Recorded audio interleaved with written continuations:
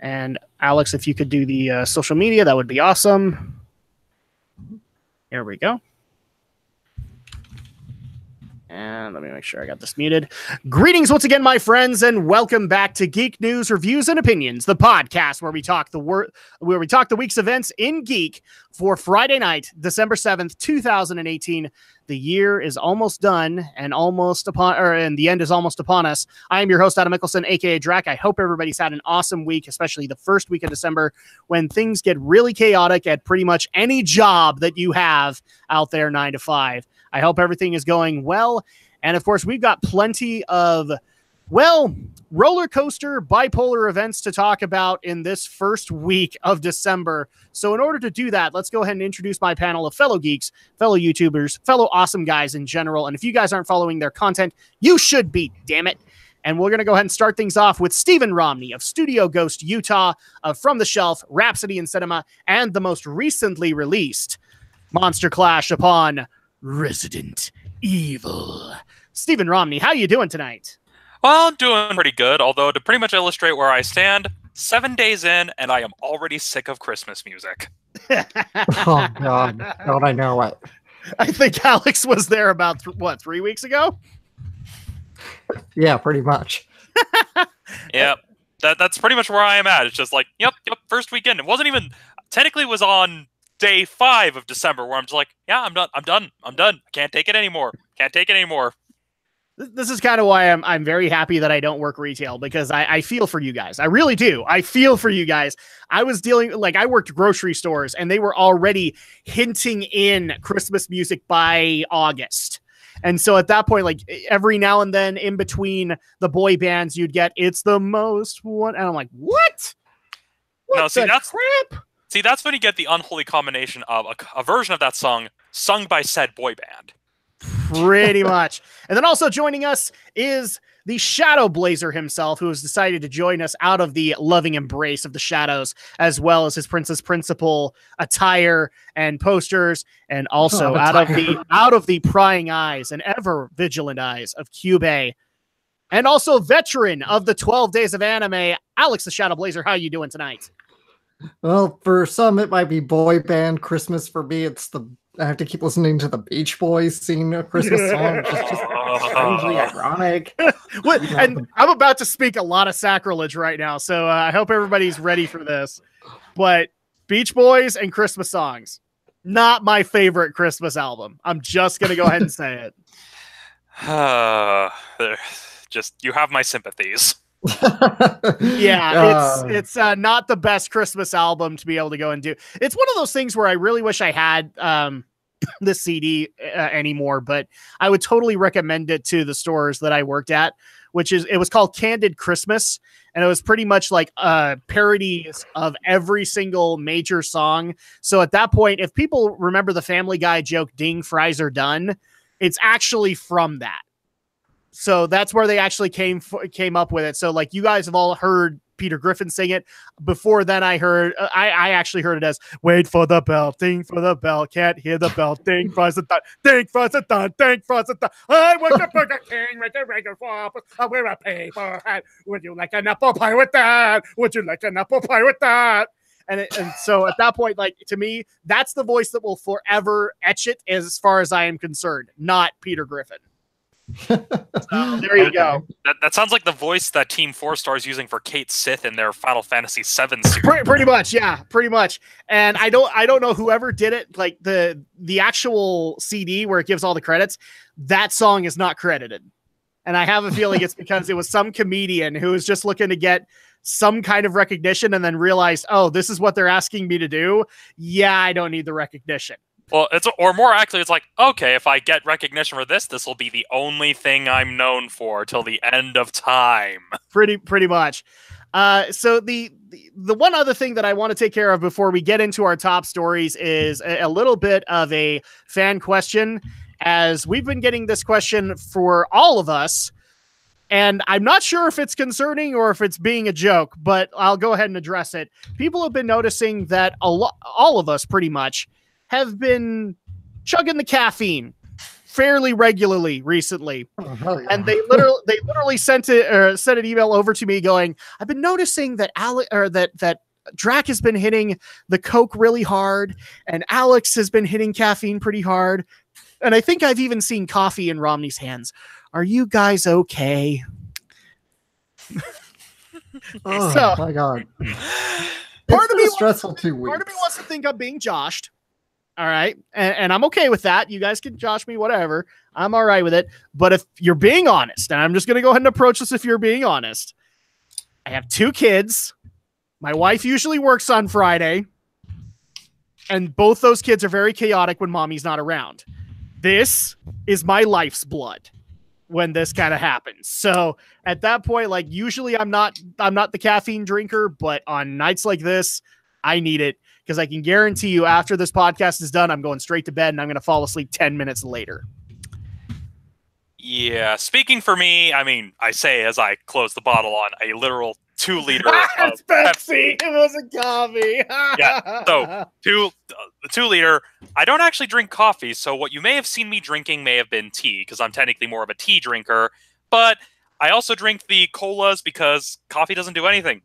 I've tried coffee. For some reason, does nothing. Just makes me run to the bathroom. I'm kind of a tea guy too, but it's mainly too. It's mainly during the winter months because that's when the throat gets really taxed and I've got to go and do a bunch of VO stuff. So I feel it's like really cool, really good to start the day off with a bit of lemon tea. I love the fact that we're going into foodie advice for everybody. But yeah, I start things off with like a little bit of lemon tea and that helps things out. Like for me, I literally have like a tea regimen that I follow. When I first get into the office, I brew a cup of green tea. When it gets like late afternoon, like late morning, where I'm just like, I'm craving a snack, but I don't want to go and get a donut or anything unhealthy, make a little bit of mango Jamaica tea, add a little bit of stevia. After lunch, I brew a nice cup of peppermint tea. I don't add any sweetener. Peppermint's really good for settling the stomach. And so that's kind of my tea drinking regimen throughout my days. I start the day with green tea because it's got the caffeine, got the healthy antioxidants. And then the other teas are just because, well, drinking green tea throughout the entire day gets kind of boring. Yeah, I can understand that. Alex, do you have a comment in regards to the caffeine problem that apparently we all have and we're having an intervention? I definitely have a caffeine problem. That much is for sure. It's the holidays. I work a retail job. It's been unbelievably terrible I wish I'd gotten a picture of it, but there was actually one point where we were recording so regularly for Drac and Shadow that because Alex, when he's done with the bottle, for some reason he would just leave it on the table. And so there was actually a point where there was, I thought, one bottle, and then when we uncovered it, there was like 4 bottles underneath the table. At that point, I'm like, and I know that they're all Alex's because he gets the 20 ounce, and whenever we record, my wife gets like a big 1 liter. And so I'm like, okay, so either I'm really behind on stuff or there was just one day where Alex just needed a bunch of caffeine and his heart didn't explode. Yeah, well, that's the funny thing about caffeine. When you build up enough of a tolerance, just 1 bottle is not enough. Oh, yeah, no, like, and unfortunately, this is kind of why I can't do Mountain Dew anymore, is because I can literally chug down a 2 liter and go take a nap. That's how bad, that's why I can't do it anymore. Like Coke, thankfully, in small doses, it works, but yeah, I can't do the Dew anymore. But anyway, enough of this caffeine talk. We've answered your questions. I hope you guys have enjoyed that. Because apparently you guys like it when we shoot the breeze about random things. Let's go ahead and get into our top stories for the evening. We're actually going to get into both of them, and then we'll get into the other stories as we go along. But the first thing that we need to talk about is the PlayStation Classic. All right, so people might remember this. Like, a lot of people were praising the fact that this was happening, right? That that Sony was following Nintendo's advice, and that we were going to be able to get the original PlayStation, but smaller, and be able to get some emulated games, right? Yeah, until we started to discover a bunch of crap about the PlayStation Classic after its release. And this is, I'll admit, this week's reveals have been a bit of an eye-opener.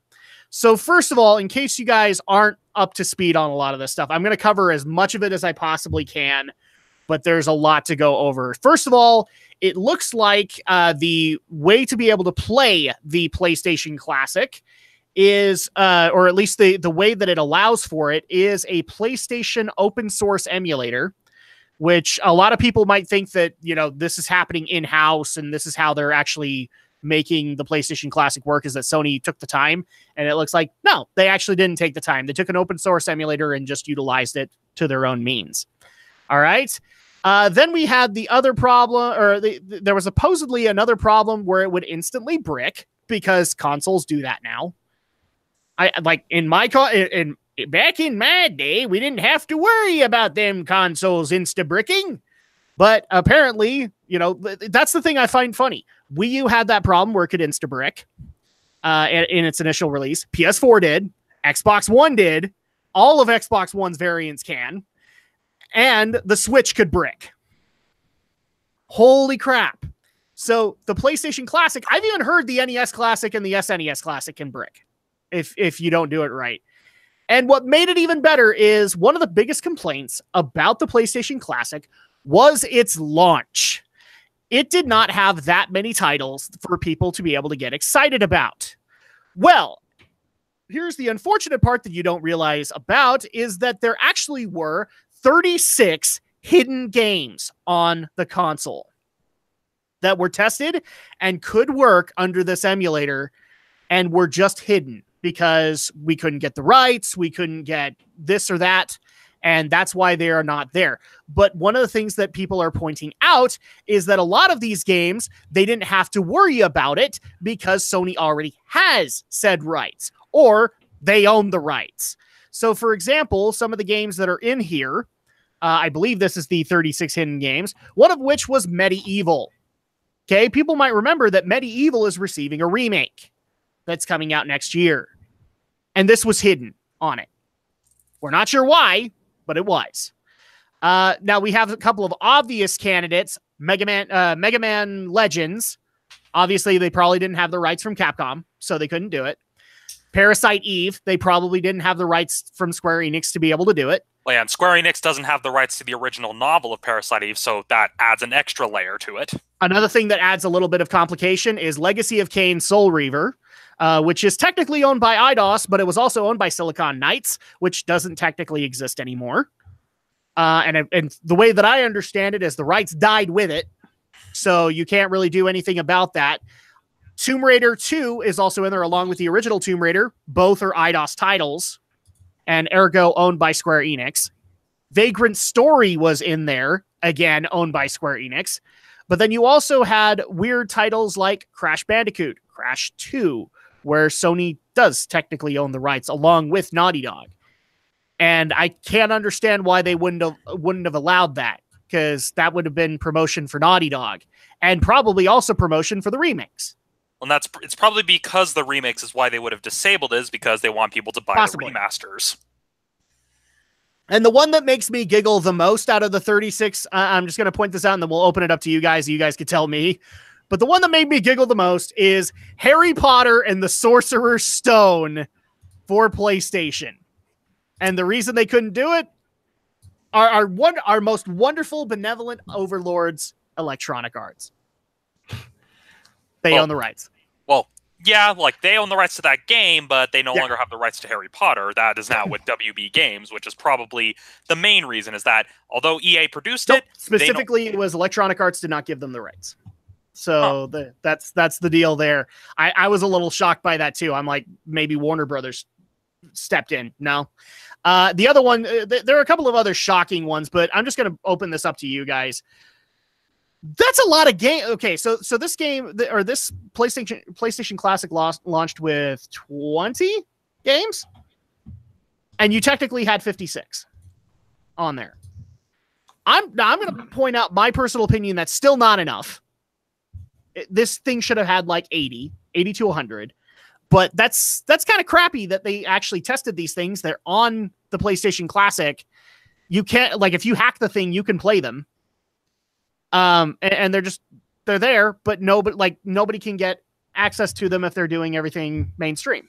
So you guys' thoughts on the blunder that has turned out to become the PlayStation Classic?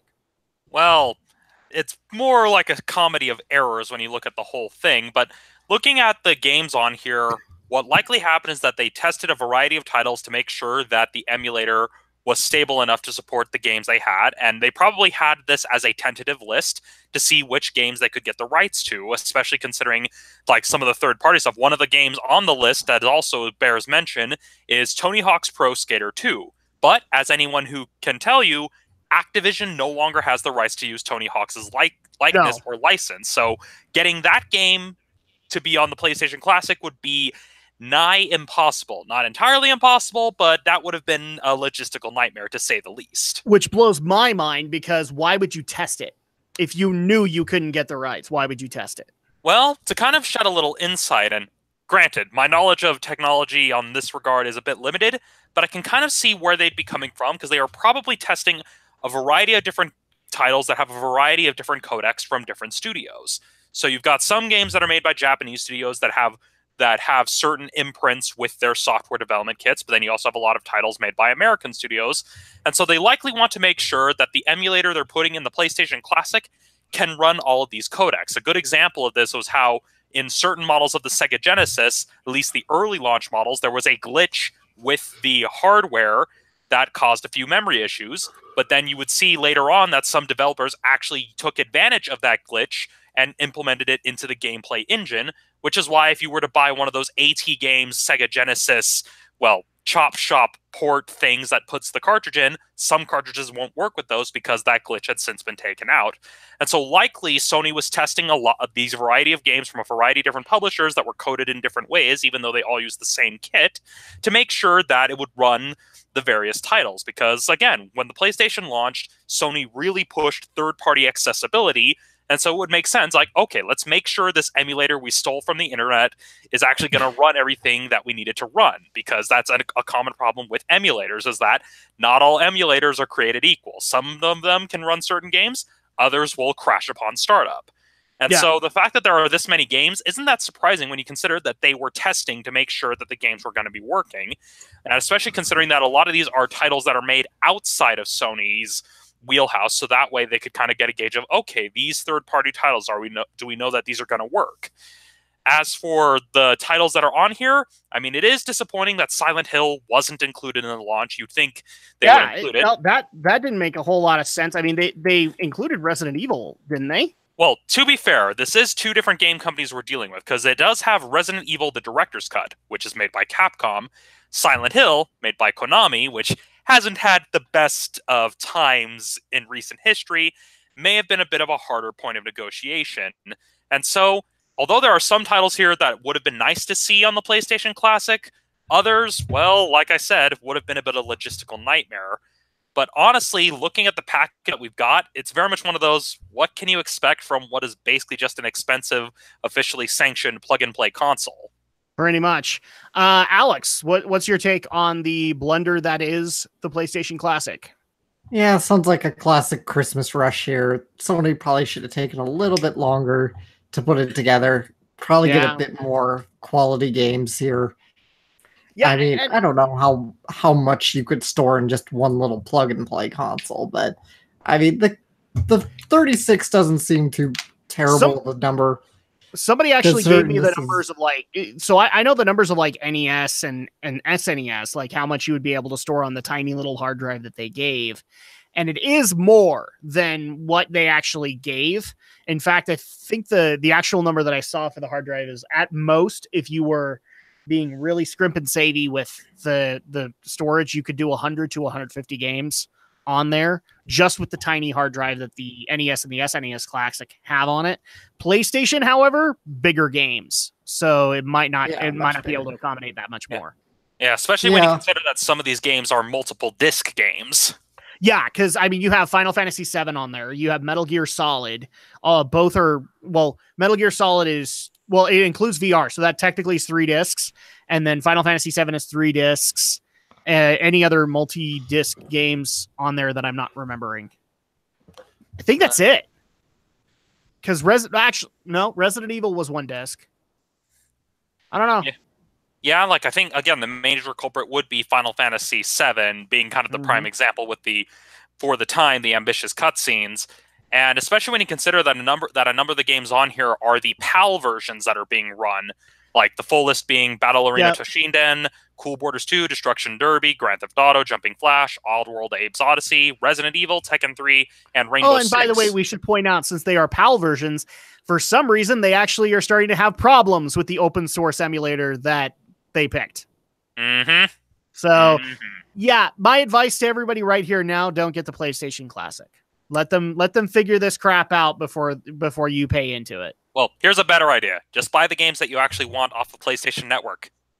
Because pretty much I believe all 20 of the titles that are initially on there, plus the 36 games that are hidden, are all on the PlayStation Store. Yep. So, and you don't have to buy. Now, bear in mind, I should clarify this: they are on the PlayStation 3 store, not 4. Some of them are on 4. Well, yeah. So basically, if you have a PlayStation 3, a PSP, or a Vita, you can go and get these games, download them, play them to your heart's content. I mean, especially certain titles, you will need a PS3 to transfer to the Vita because they're weird. Also, PlayStation TV. If you have that, if you're like one of the 10 people that have it, you can use that too. I forgot that thing even existed. I only know because I've been looking at it for possible projects. But well, it's because I always have to. Before I got my Vita, that was what I was going to get initially. Before I found out that the only bundle you could get was with the Lego Movie game, but that's a whole separate can of worms. I was technically planning on getting the PlayStation TV because we were starting to have problems with our PSP, and thankfully, we might not have to worry about that because PlayStation has answered my prayers and given us Castlevania Requiem of Darkness, I think is what it's called, which is basically Castlevania Dracula X Chronicles. So, yeah, except without the touched-up remake, just the English translated version of Dracula X and new dub Symphony of the Night. Yep. So there you go. Final thoughts on this one. There really isn't too much to go over aside from personal recommendation, guys. Don't go and get the PlayStation Classic. Yeah, if you have a PS3 or a Vita, just buy the games you want. You'll save yourself a whole bunch of money, and what you'll enjoy. I mean, as I even mentioned in my Monster Clash, if you want Resident Evil, you can get it for $5. Especially since we're on holiday sales, and a lot of this stuff gets super cheap around this time of year. Like you could probably get all of these games, and you probably be like 3/4 of the way to the Classic's price. Yeah, and so if you've got someone who's got any of those older consoles that really wants a PlayStation Classic, just buy them a PlayStation Network card. It's much cheaper. Yep. Final thoughts, Alex, before we move on? I mean, the sad thing is, I think most people like us, because we're pretty consumer and tech savvy, we know to not go out and buy this. You know, this is Sony's aiming for the people who aren't really like hardcore PlayStation gamers. They just remember playing PlayStation, or the little old grandparents who want to go give their grandkids a nice Christmas gift. Yeah, pretty much. Okay, so we're actually going to do something a little different than we do normally on the podcast. I'm actually going to go into both top stories right off the bat. Not to say that either hour either portion of the evening is better than the other, but I just want to try out the two top stories just to see how that goes. And this one I actually do want to talk about just a little bit, as I think Hollywood is officially right. I think there is a curse when it comes to the Oscars host spot. I don't tend to go into the superstitious stuff, but I do know that one problem they've been having over the last few years, but like over 5 years, is getting a host for the Oscars. They normally get like one person for 1 year, and then they will say, no, we're not willing to do it again. Some of them, they've been able to get other people to come back, like Jimmy Kimmel. He'll come back, but we are pretty much past the years where, Bob Hope used to do it consistently, and the only other person to my knowledge that did it consistently was Billy Crystal. And that's the only reason I know that is because I remember him doing it consecutive years. So they're having a really big tough spot, and they actually earlier this week announced their 2019 Oscars host, as it was going to be Kevin Hart. And then, today they reneged on that. And they reneged on it for, what I'd like to call the James Gunn situation. Because simply they have a fresh controversy involving Kevin Hart, where he had made a collection of derogatory tweets between 2009 and 2010. So 8 to 9 years ago, roughly. And they got into contact with Kevin Hart, and this is his literal comment on the matter, like he got interviewed. So I just got a call from the Academy, and the call basically said, Kevin, apologize for your tweets of old, or we're going to have to move on and find another host. And it goes on further to say, I'm talking about the tweets from 2009 and 2010, which I believe were either trans-related comments or LGBT-related comments. I'm not sure which. But basically, Kevin Hart's response to this was to simply pass on the apology, saying that he has, quote, addressed this several times. He goes on later to be quoted, the same energy that went into finding those old tweets could be the same energy put into finding the response to the questions that have been asked years after years after years. We feed internet trolls and we reward them. I'm not going to do it, man. And he even went out and said that when he made his official statement on Twitter saying he's stepping down from hosting this year's Oscars, apologizing to the LGBT community for his insensitive words in the past. And yeah. So that's pretty much the whole situation. He was the host earlier this week. He is no longer the host. I don't even think they've announced a replacement as of right now. Yeah, I think that post is cursed. Alex is the one that watches the Oscars now. Are you in agreement? Is the host spot just cursed? I don't know if the host spot is cursed. I don't know. I haven't seen most people who've hosted seem to be okay. What's your take on the whole Kevin Hart situation?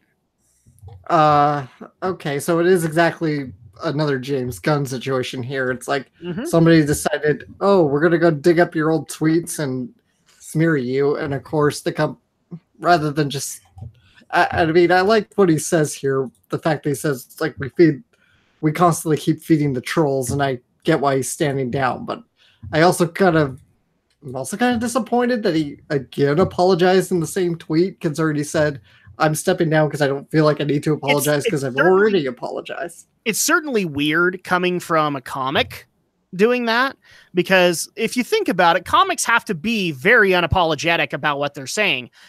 That's their profession. Like, they are literally up there on the stage to provoke you. Not provoke you in the sense of like, come and fight me, bro, but actually provoke thoughts out of you to be able to get you to rethink some things. Well, I mean, some comedians try to start fights because that's some of them do, yeah, because that's what they're known for.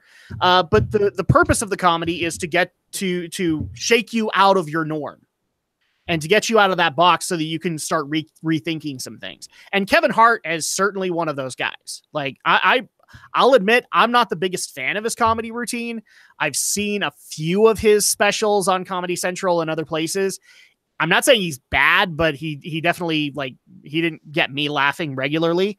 And that's kind of my problem too, is that I don't think he needed to make the apology for it, especially for something that was 8 to 9 years in the past. And he's apologized and he's addressed it several times. Yeah. That doesn't seem to me like it deems an apology.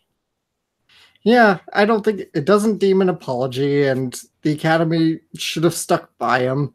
You know, this is not like when they kind of had to push Brett Ratner out of the producer's role like a couple of years ago because scandals were kind of fresh. This is something that's old hat, and it just didn't need to come up. I'm tired of this. I really get tired of people feeling this bizarre need to go dig through whatever dirt you have for no apparent reason. Yeah, like we don't have anything better to do with our regular everyday life. You have to go dig stuff up from literally 8 to 9 years ago just to throw it back in a celebrity's face. Yeah. Just for a celebrity who's going to host an award show. It's like, do you really have nothing else to do?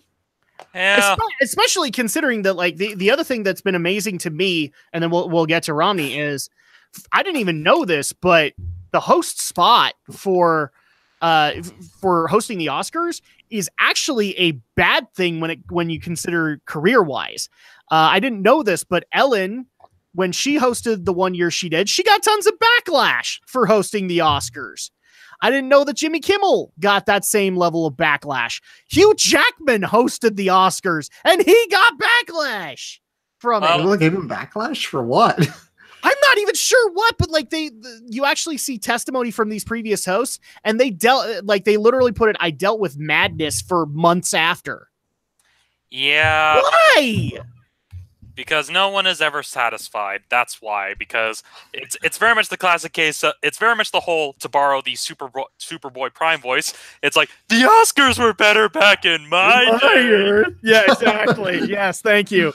The other thing that also blew my mind, I can't remember which year it was, but Alex will probably be able to help me. The year with the big flub, the Best Picture flub, where they read the wrong name.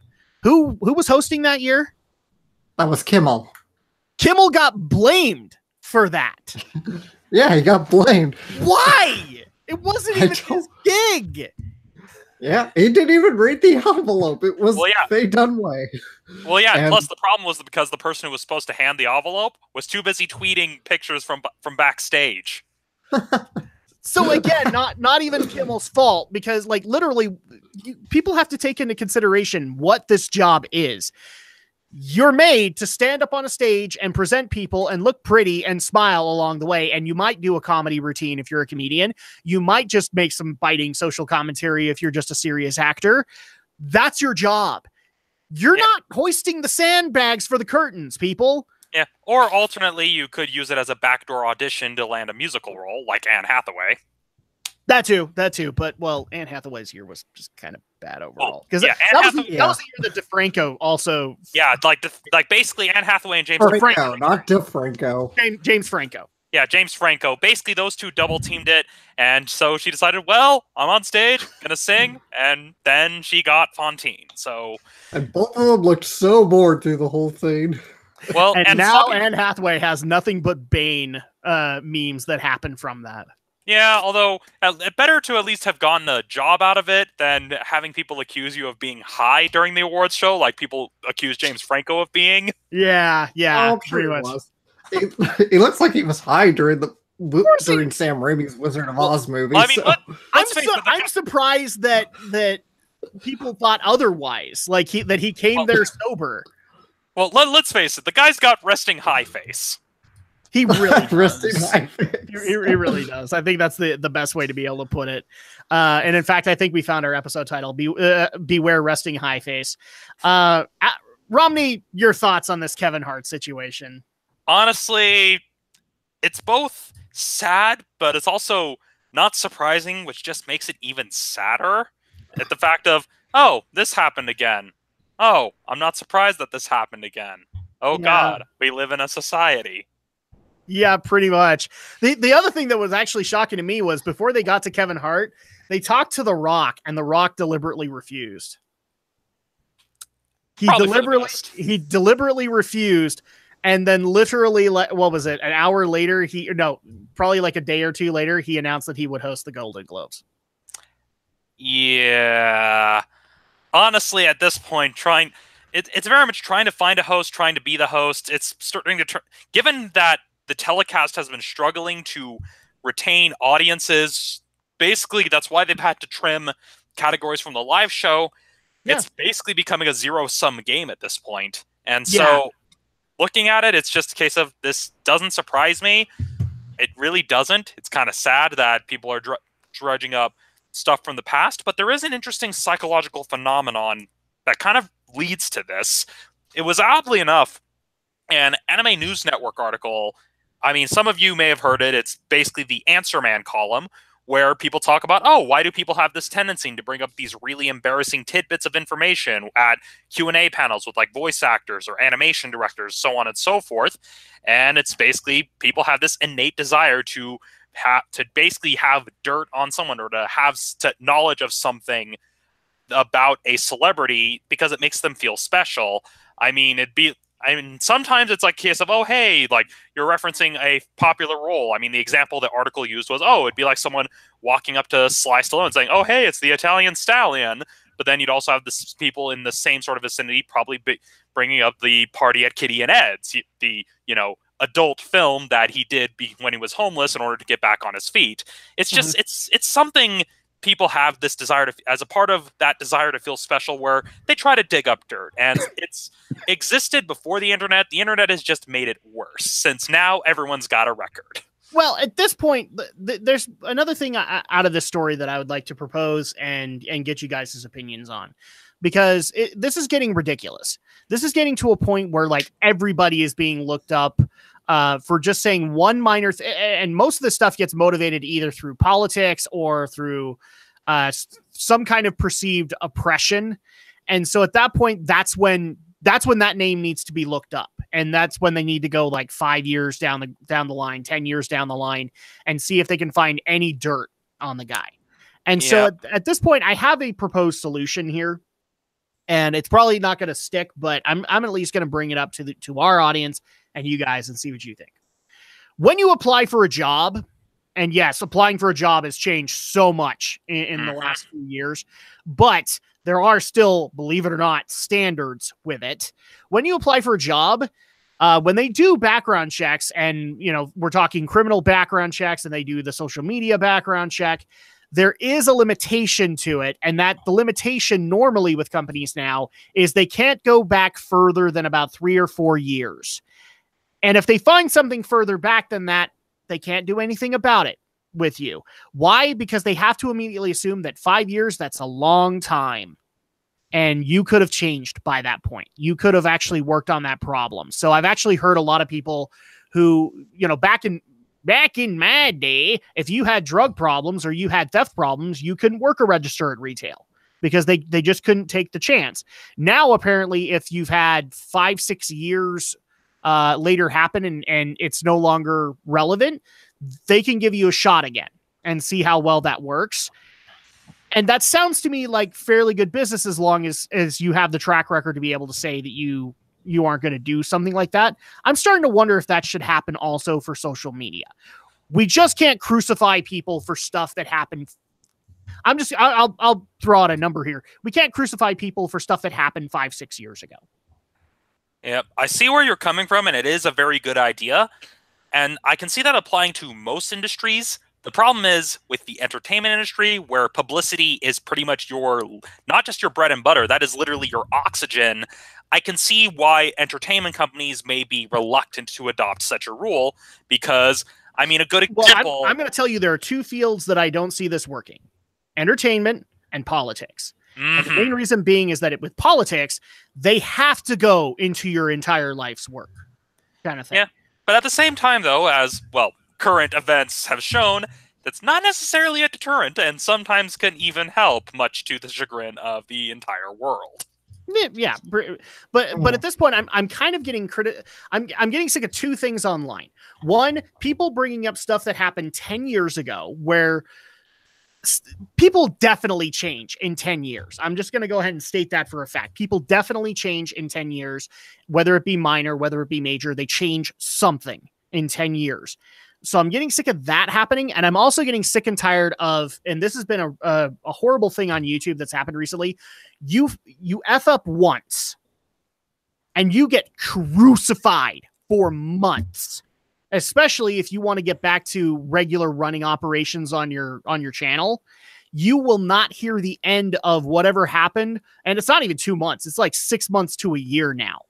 People will constantly berate you over this one incident, and they just don't allow you to have that opportunity to change. Okay. Sometimes it doesn't even take an incident. Sometimes people just get singled out for very minor stuff. I mean, look at what happened to the mysterious Mr. Enter for years and years and years, and how so many people on YouTube and I can't believe this is a thing, the commentary community, I'm using big air quotes because the fact that this exists is stupid, and how they just dogpiled the guy even though he greatly improved his reviews. I mean, yeah, I may not agree with all of his opinions, but the fact that people got on his case for arbitrary reasons is kind of dumb. But that's the name of the game. We are in the age where you no longer have to be writing for the National Enquirer or all these other tabloids.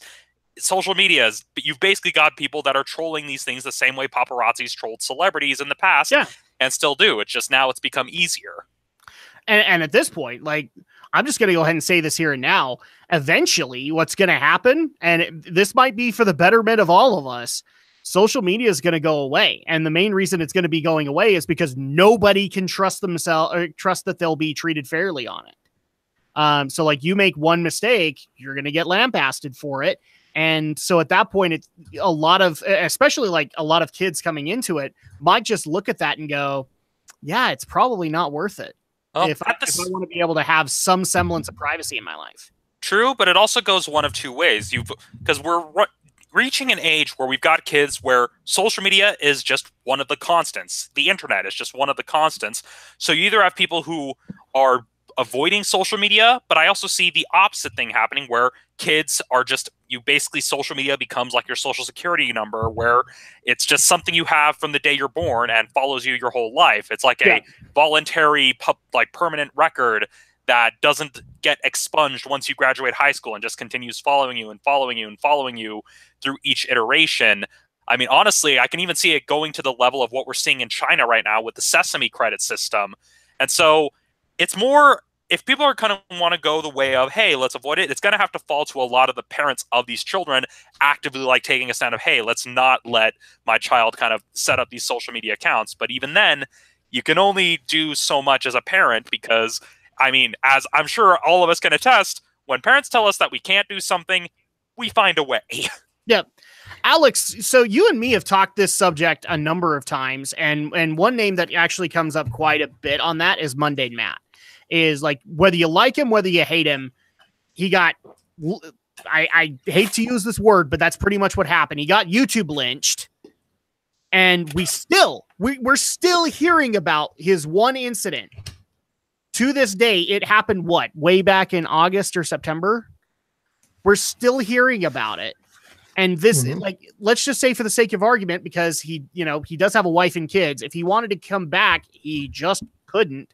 And I actually think he couldn't come back permanently, because he would just get skewered by this. What do you think of the idea that I have? Is like, we can't skewer people after a certain point. It's like an employment background check. Yeah. In a professional sense, I agree, and I think that should be the standard. I wish I don't see it happening personally, unless we all magically mature to that point. But in a professional sense, I think you're absolutely right. For the most part, just something you did a few years ago, especially something inconsequential, just should not constantly be out there to haunt you. At some point, people, you gotta move on, and you just gotta not worry about it. And the old saying is, those in glass houses shouldn't throw stones. Examine your own life first. Judge not, lest you be judged. All those old sayings pretty much hold true.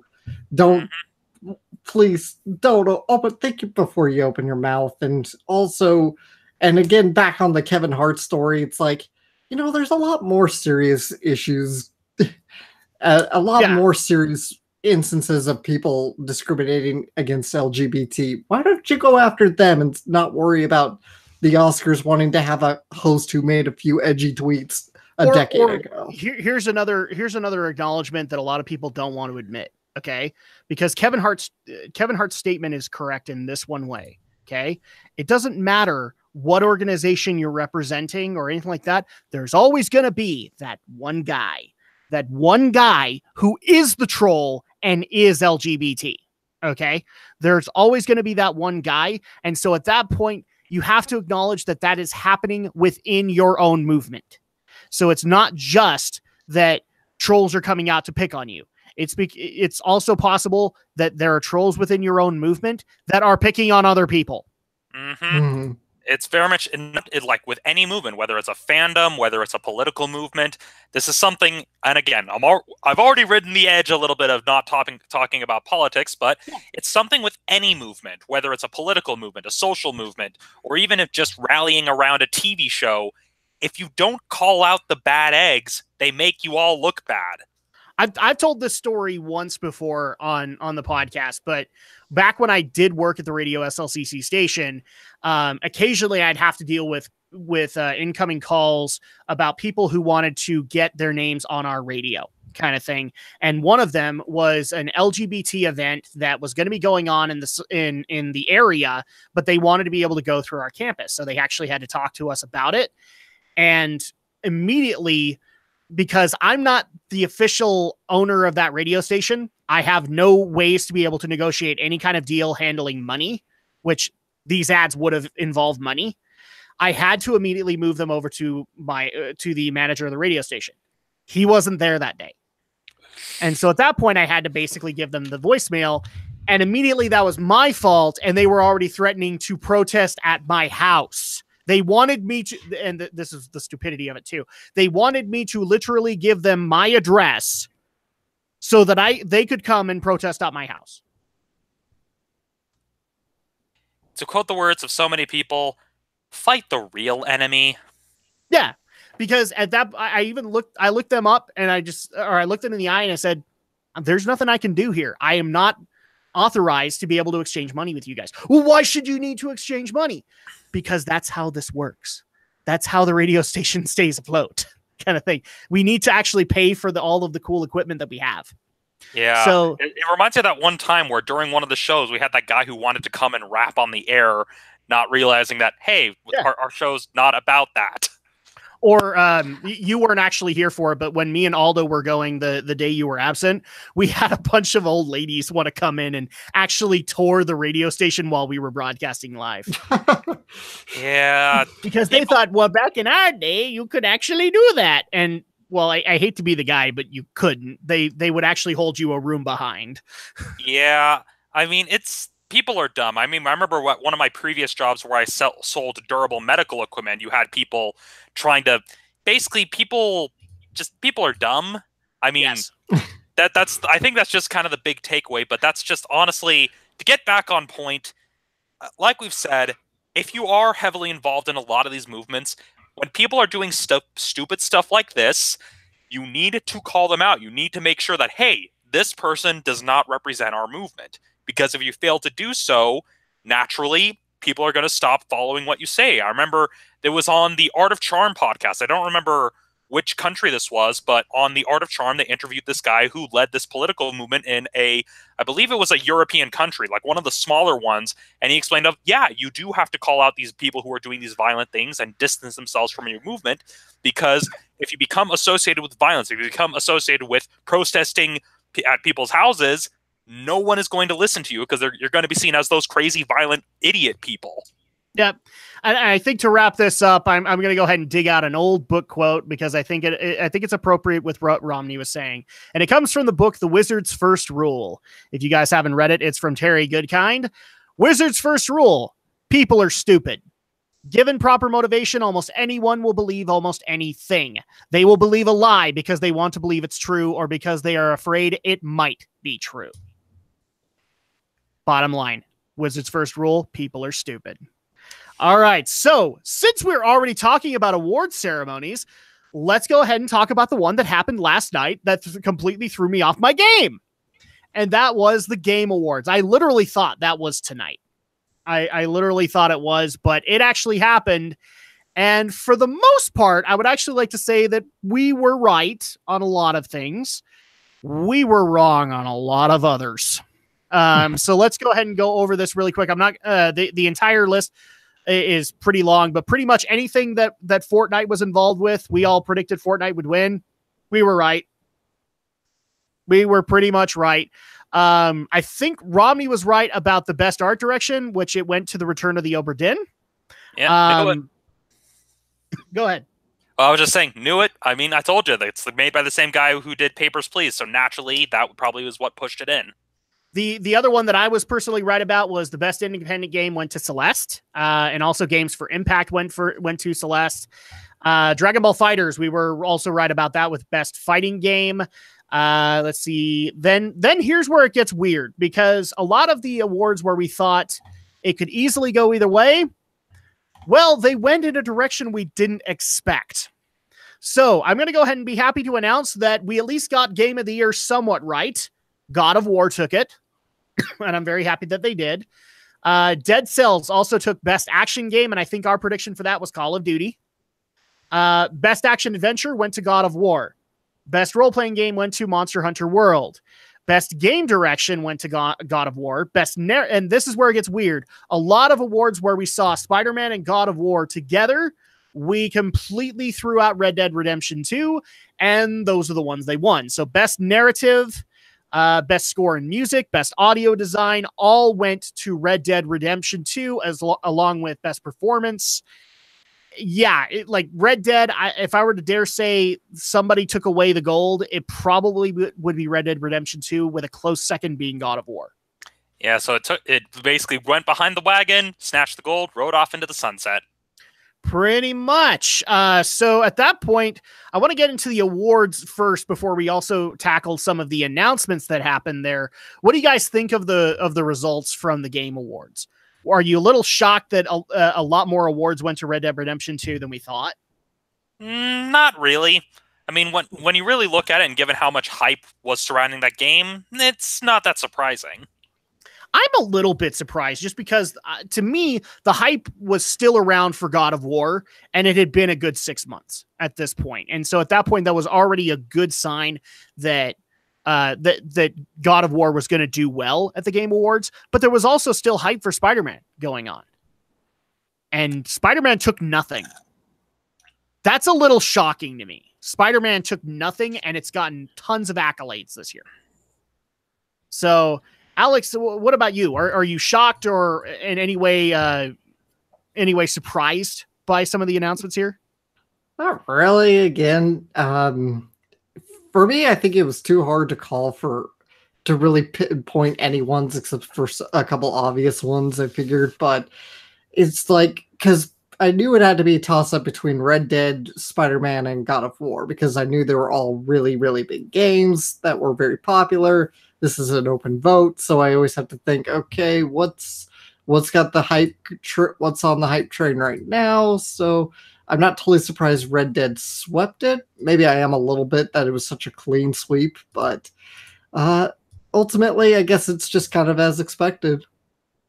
Yeah, I don't know. I'm a tad disappointed that Spider-Man didn't walk away with a little bit out of this, because they did do a good job overall, as far as I'm concerned. But that's not the major thing that people are talking about with the Game Awards. And the main thing they're talking about is all of the major announcements that actually happened. We're starting to get talk about all the flubs. And I have a feeling that we'll be talking about those at some point. But the major announcements that we had. Okay, so you had the first trailer for Psychonauts 2. So adventure fans, be proud of that. Marvel Ultimate Alliance 3 got announced, and with a big swerve, as it is exclusively for Nintendo Switch. That was a big shocker to a lot of people, and a welcome shocker to me, because, well, me and my Switch are permanently attached to the hip. So this will be just fine as far as I'm concerned. Mortal Kombat 11 ended out the night, so you're going to get some more gutsy, gory goodness coming out of that. And we also even had some really good indie announcements, and one from Hello Games, of all places. The developer for No Man's Sky just announced The Last Campfire, which is going to be a Hello Games short, big air quotes there, and it looks 10 times better than No Man's Sky. Oh, and also the developer for Bastion's back, and he's developed a Diablo clone called Hades. Romney had to think about what I just said. Oh, it's a Diablo-esque game, but it's based heavily in Greek mythology. Well, yeah, but it doesn't surprise me that it's like, oh, instead of the Spanish word for devil, we go with the Greek devil. Exactly. And the best part about it, Romney, is that he doesn't look like the Greek devil. He looks like the Viking devil. Yeah, although to be fair, equating Hades with the devil is a bit of a misnomer, but that's going to lead to a long anthropological tangent that is better suited for a Why We Geek episode. Pretty much. But yeah, we have tons of announcements there. We also found out the first DLC fighter for Super Smash Bros., which is going to be from Persona 5, of all places. It's the Joker fighter. Yeah, basically the main character of Persona 5, Phantom Thief Joker, which... Yeah. I was surprised because I'm just like, the game's not on... Wait, what? So, at the very least... The game literally came out today.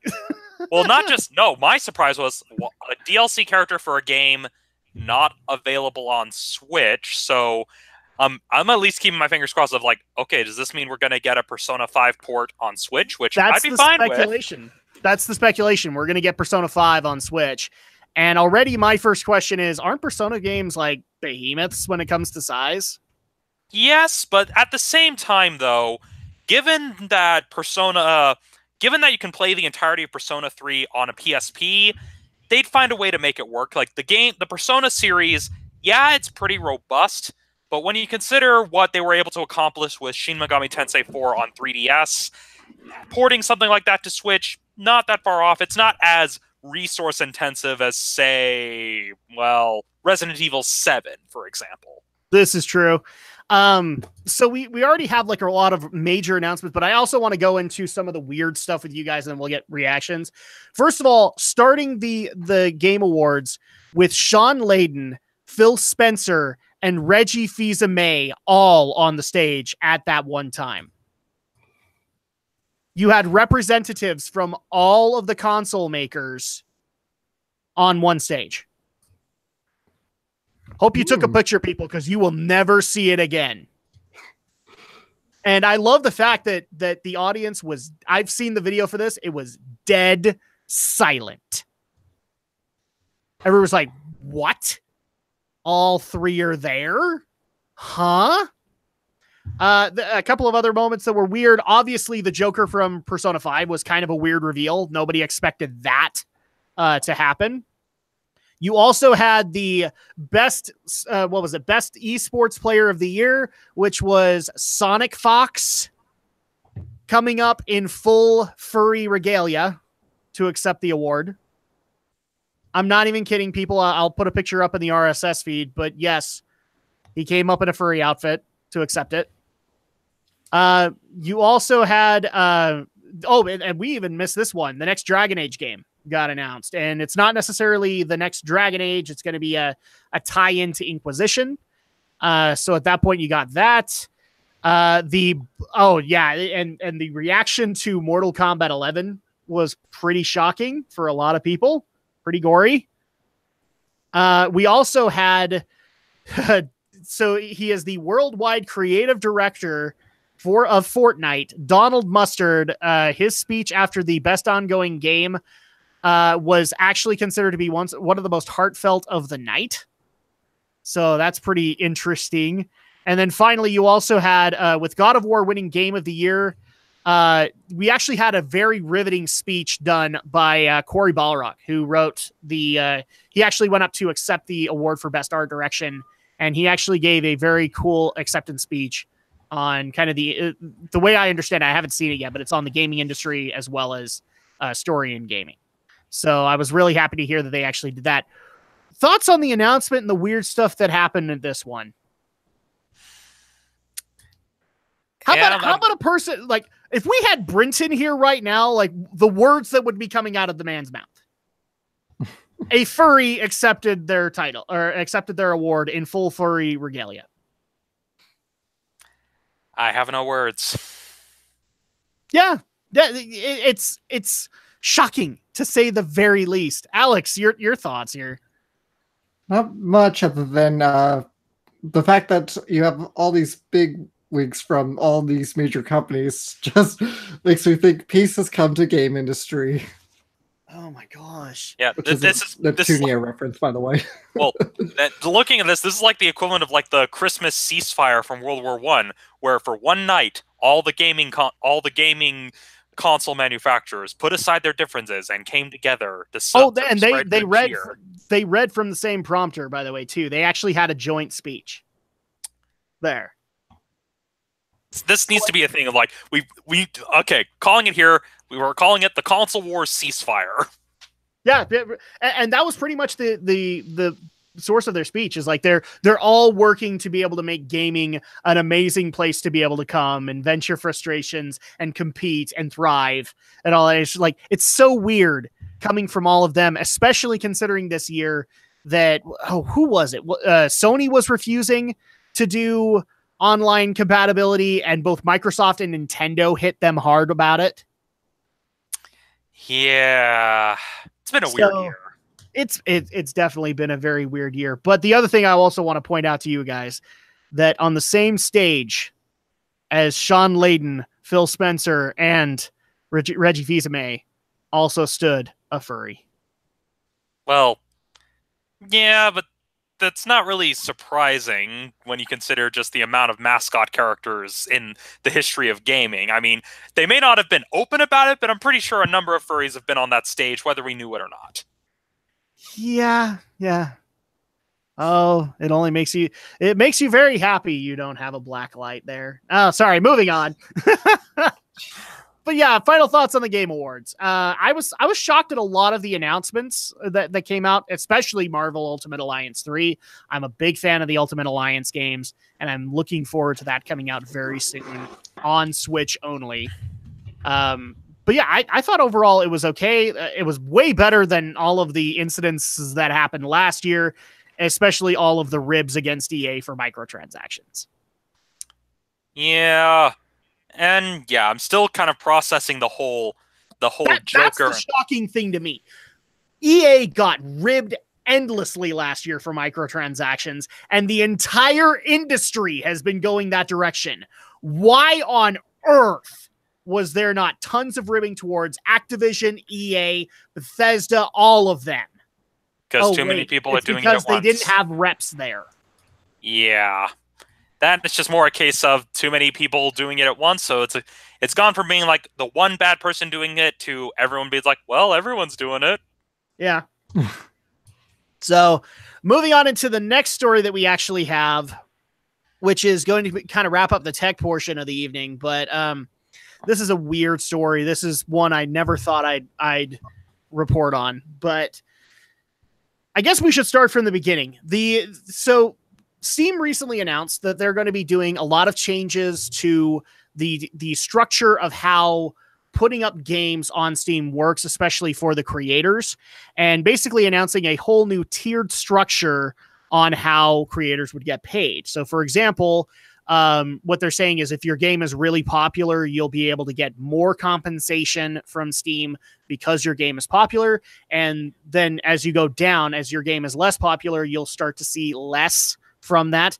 The comparison that we actually have in the article here, it can go as low as 75-25 or 70-30 roughly, whereas a popular game might be able to do 80-20 or even 90-10 kind of thing.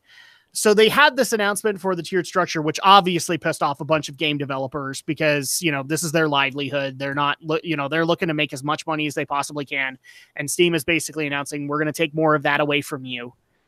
And right on the heels of that, Epic Games, of all places, announces that they are now going to be competing with Steam, as they are going to be opening up the Epic Games store. And one of their first announcements with it was that they are going to be even more creator-friendly than Steam is right now. Now, this makes sense because when Steam came out, like, Valve was at the height of their popularity.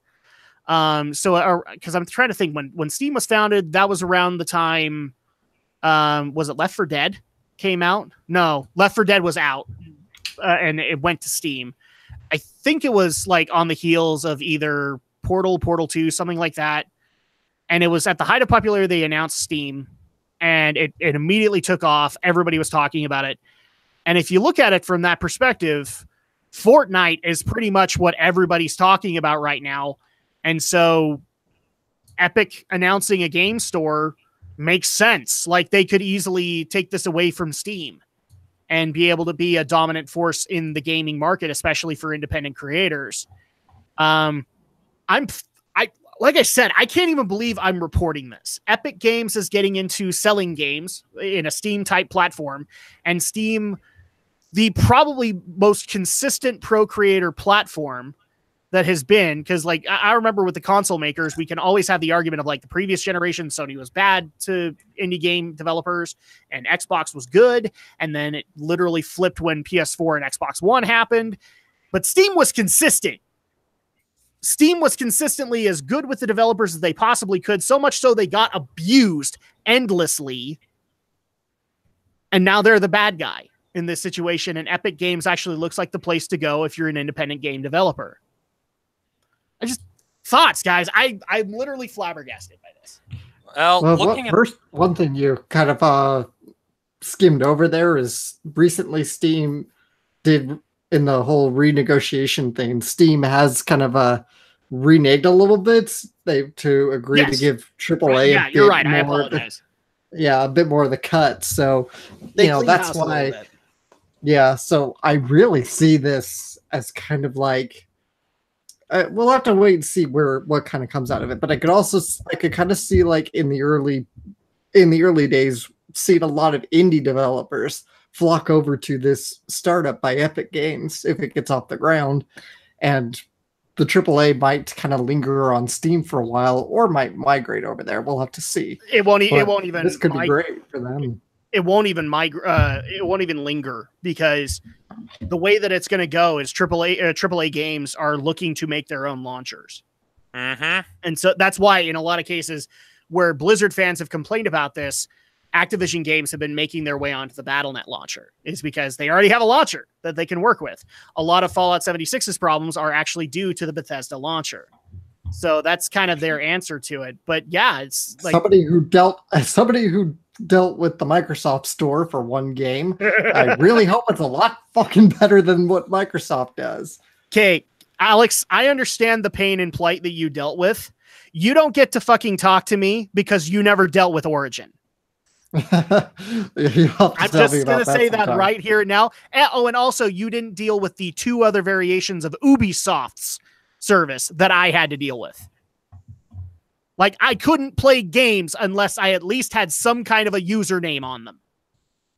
Jeez. And I wasn't buying anything into those services. So I'm not saying that you had it wrong. I'm not saying that you didn't have it bad on the Xbox store and that was stupid. You don't get to talk to me until you deal with Origin. I wasn't trying to one-up you. I was just trying to make a point. No. Let me put it this way. I actually had a friend who quit gaming altogether because they wanted to go. They were a big Star Wars fan, and they wanted to go over to the Old Republic. And I knew them from WoW, and they're great guys. One day, they forgot their path because this is a programmer. So, like, to give people a thought into programmer etiquette, every week or so, you're changing your password. And you're changing it to really odd letter and number combinations, everything like that, and you're kind of writing it down as you go. Well, apparently one day he wrote it wrong, and he flipped one of the letters or something like that, and he couldn't get into his account.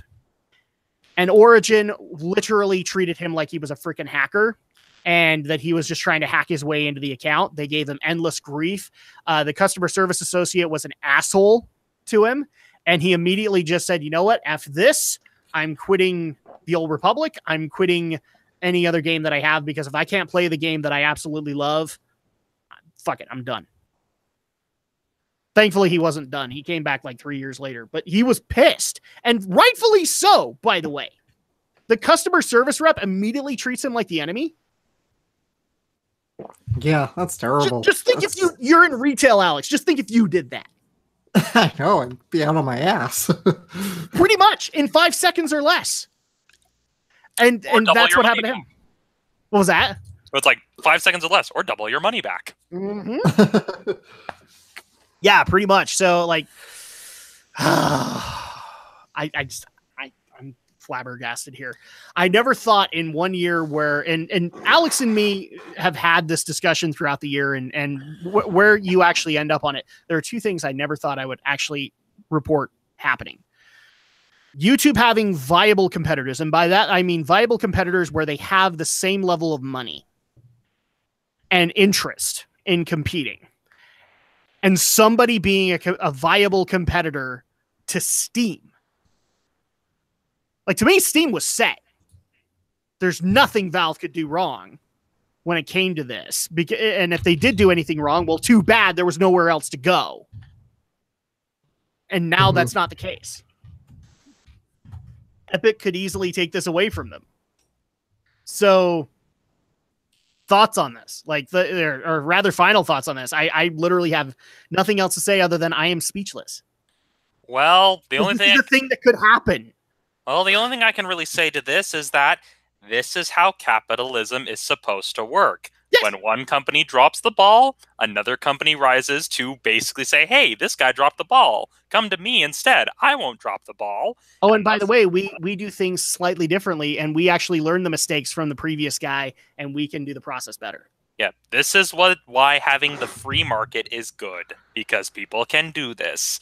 And especially looking at the revenue stream, it's very much like, put simply, Valve got cocky. And now they're going to end up paying the price if Epic Games is able to pull this off. But then again, given that Valve was able to pull it off in the early days of PC gaming, pretty likely, because there are a lot of people. I mean, I remember when we reported on the anime titty holocaust a while back, and all the backlash that came with that. So it's we reported on what?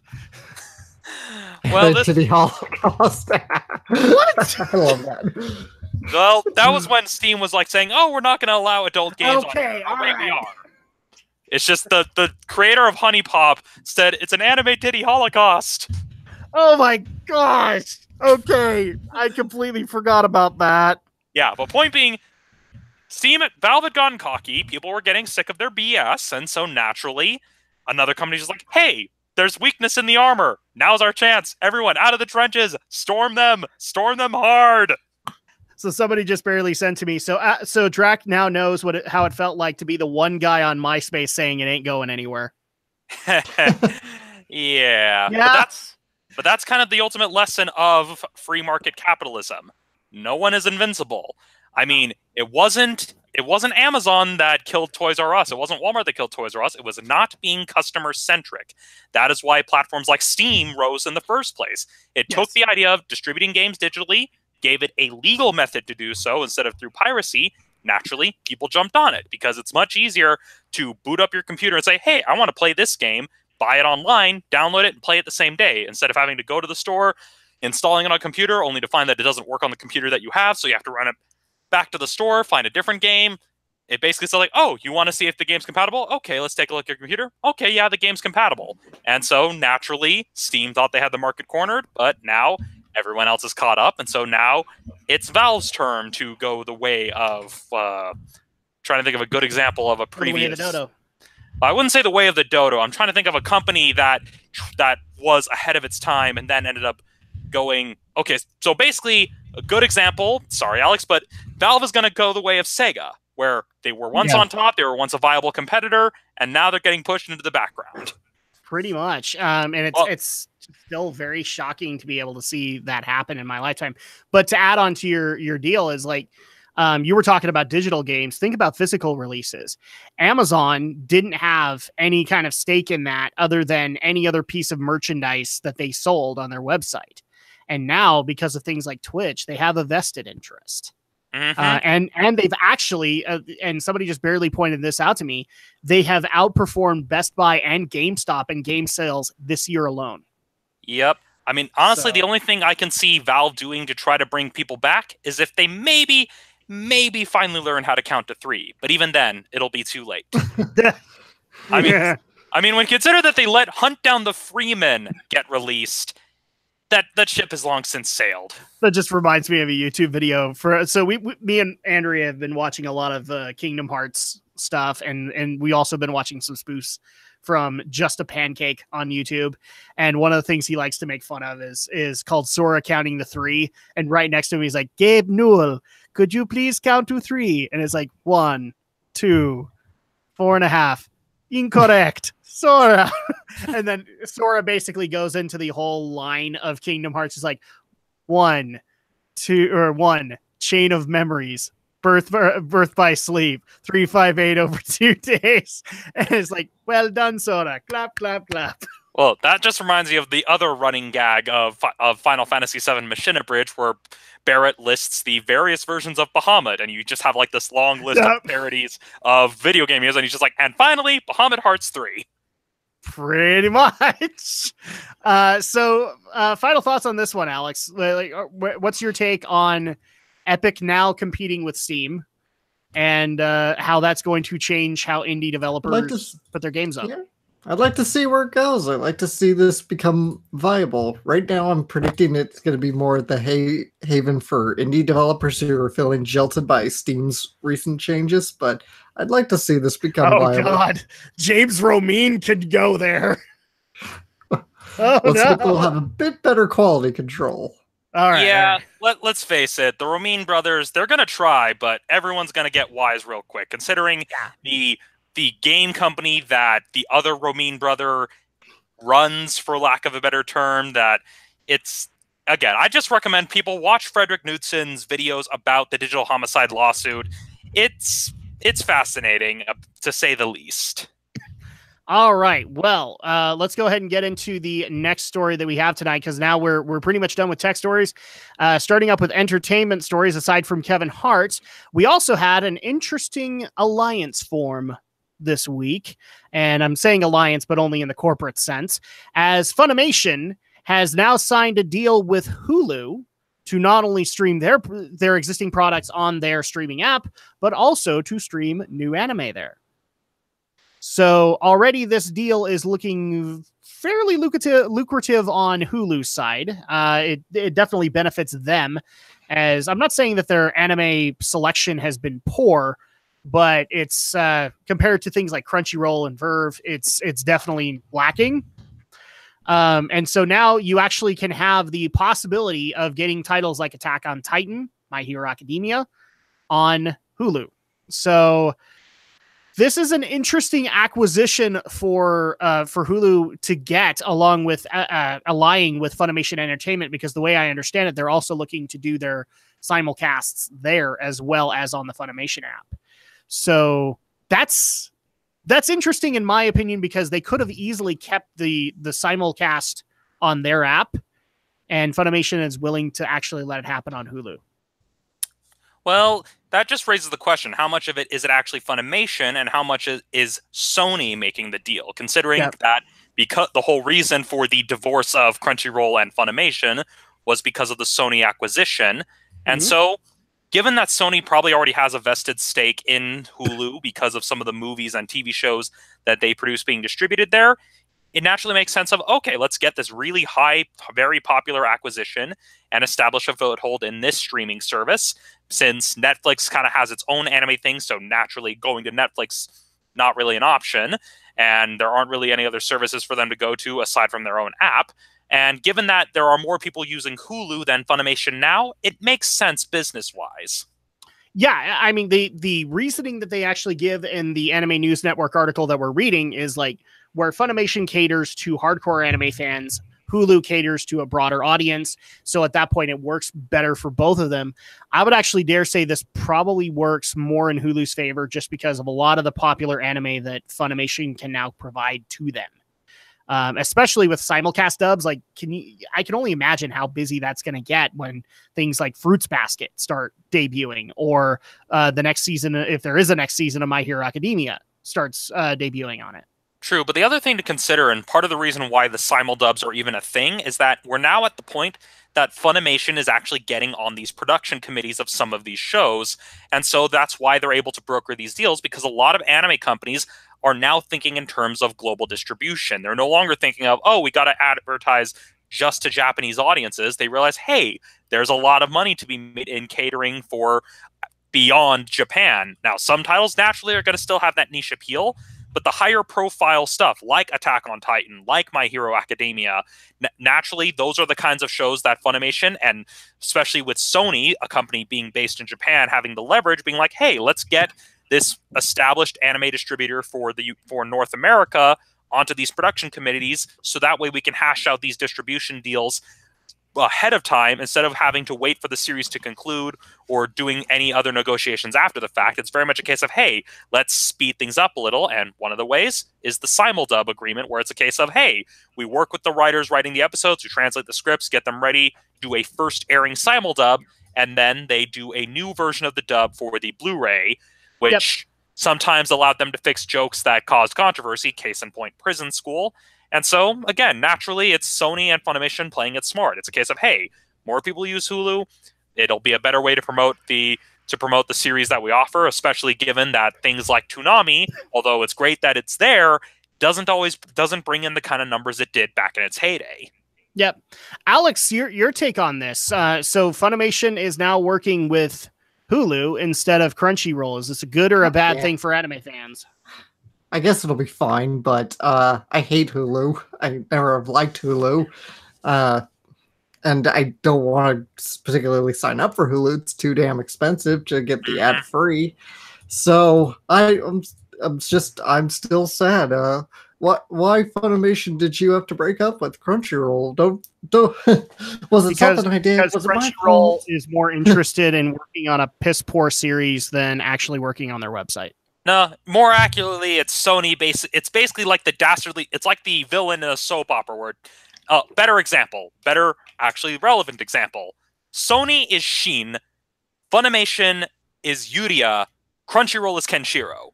Basically, like Sony is poking the holes into Crunchyroll, saying, "Say you love me, and I'll let him live." And thus, Funimation had to say that they loved Sony and had to go with them. And then we'll eventually see Crunchyroll wandering the wastelands to save Funimation.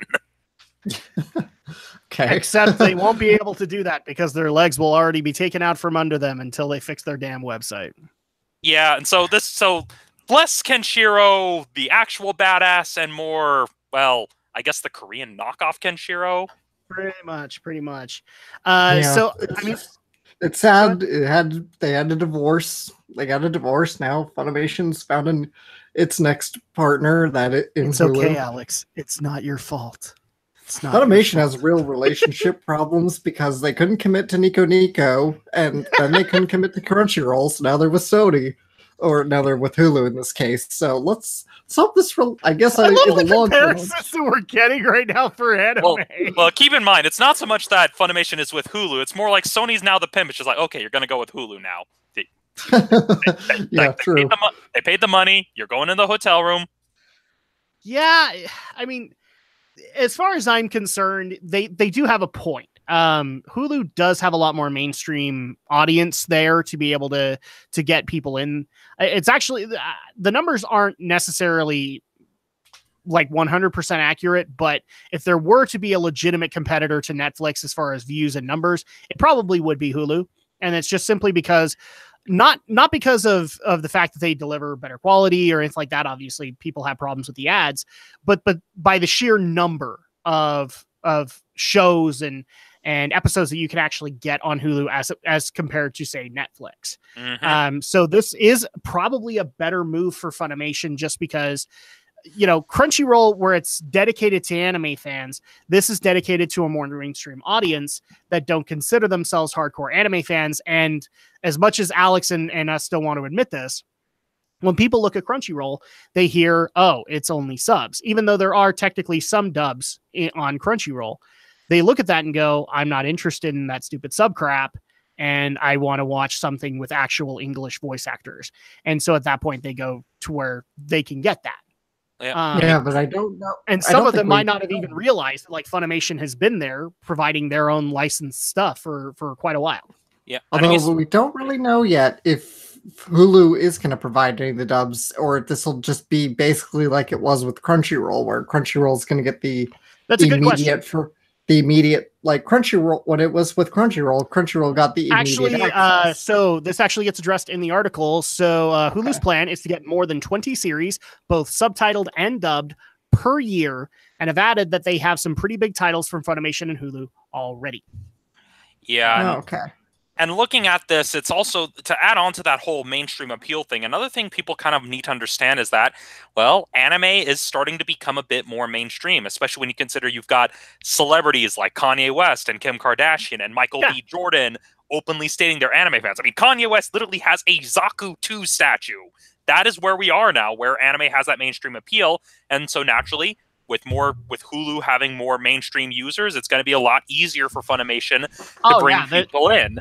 There's tons of pop culture icons now that are admitting wholeheartedly that A, they play video games, and B, they watch anime. Yeah. It actually blows my mind considering, again, people know this. I do a pro wrestling podcast.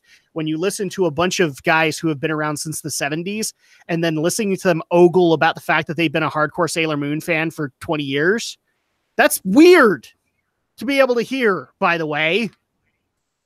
And I will never unhear that again. I'm not going to mention the wrestler's name because I don't want to get a Twitter war or anything like that from it. But this crap happens. now we're finding out like that a bunch of these guys from the 70s, 80s, 90s, even the 2000s, how hardcore they are into video games and also how hardcore into Death Note they are. Pretty ridiculous. And then you get into the celebrities who are constantly doing tabletop gaming along with video games, along with anime. It's getting pretty nuts. And yeah, you're right, Romney. It's mainstream as hell now. Mm-hmm.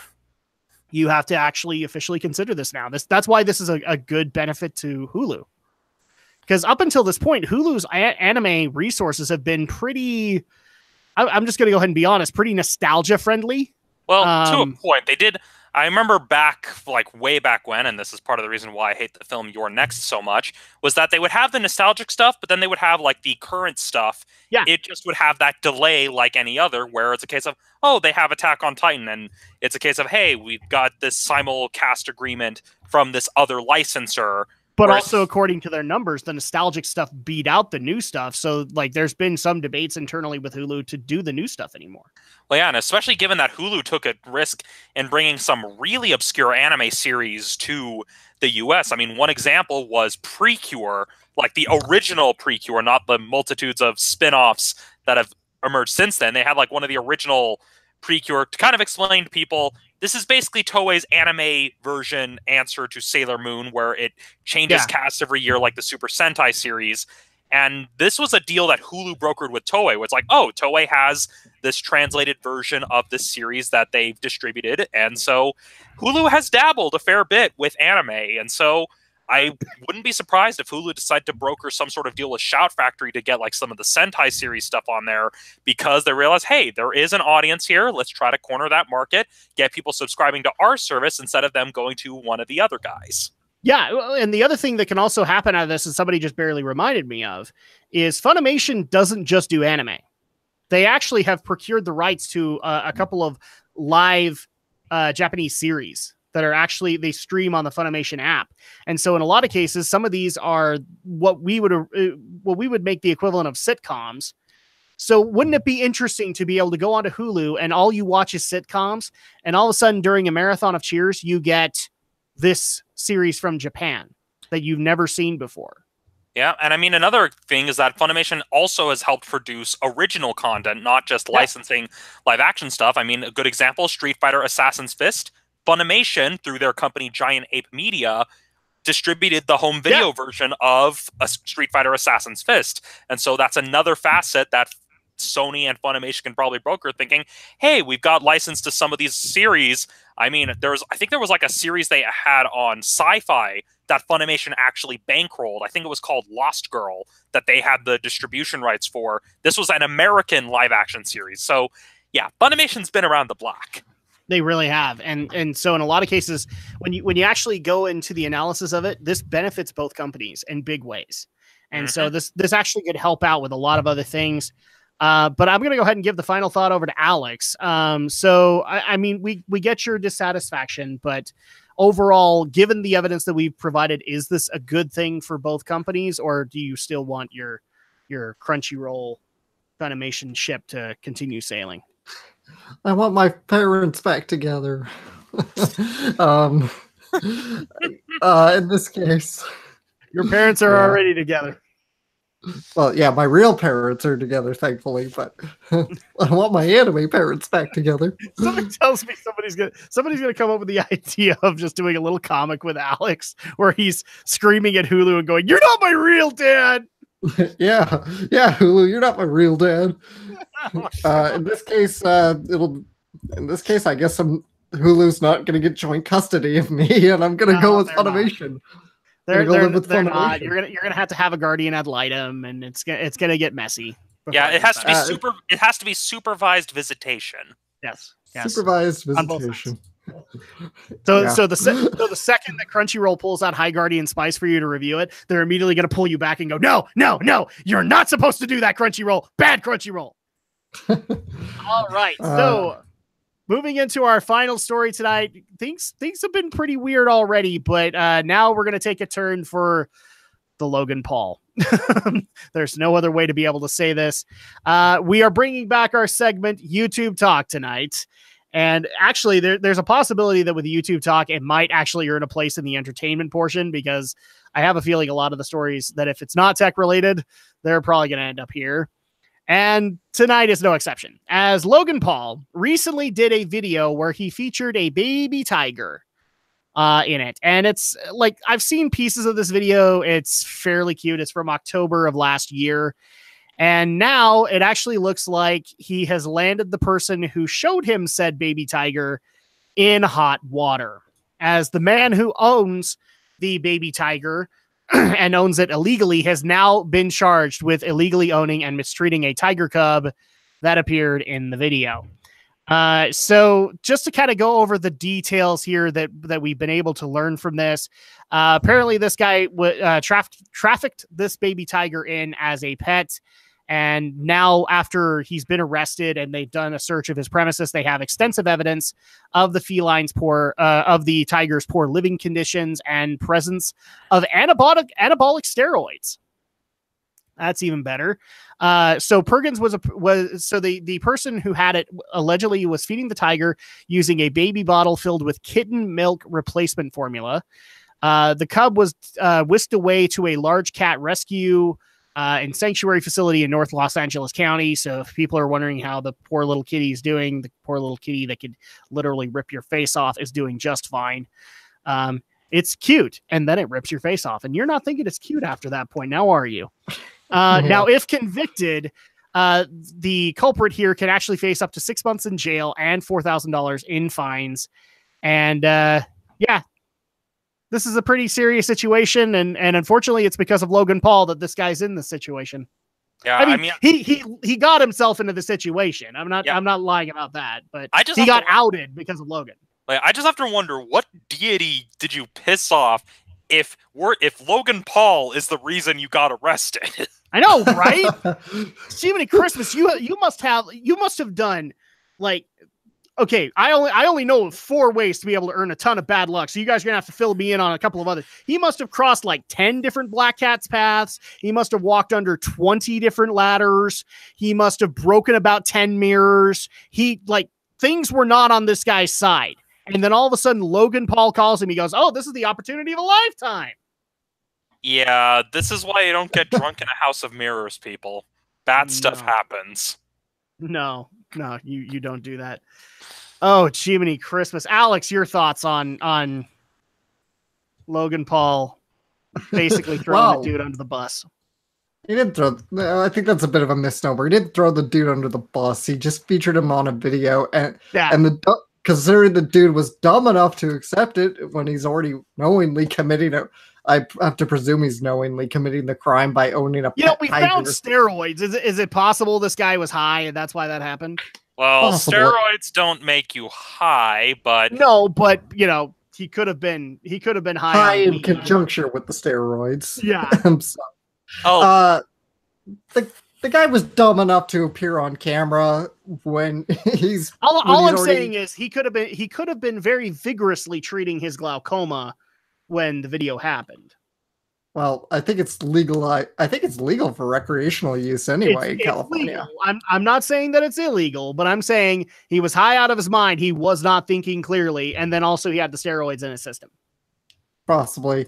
Anyway, tigers are not pets. The dude shouldn't be having a freaking tiger. You want to pet people? Get a freaking dog.